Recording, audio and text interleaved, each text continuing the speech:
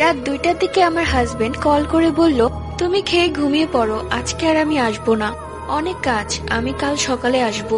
এই বলে ফোনটা কেটে দিল। কি আর করার, আমি আর অপেক্ষা না করে খেয়ে দিয়ে ঘুমিয়ে পড়লাম। কিছুক্ষণ বাদে কলিং বেলটা বেজে উঠলো। দরজা খুলে দেখি আমার স্বামী দাঁড়িয়ে আছে, কিন্তু তার চোখ দুটো অস্বাভাবিক লাল। দেখে মনে হচ্ছে তার চোখের মধ্যে কোনো মনি নেই, হয়তো কেউ খুবলে বের করে ফেলেছে। এর মধ্যে তোমরা কমেন্ট করে জানো কে কোন ক্লাসে পড়ো।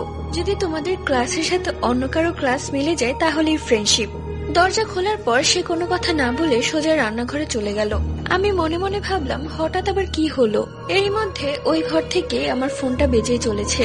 কলটা ধরতে ওপাশ থেকে আমার স্বামী বলল, তুমি রাগ করো না আর দরজা খুলো না, আমি কালকে সকালেই চলে আসব। আমি কলটা রেখে দৌড়ে রান্নাঘরে এলাম। এসে দেখি রান্নাঘরের তরকারিগুলো মেঝেতে পড়ে আছে, আর ঘরে কেউ নেই।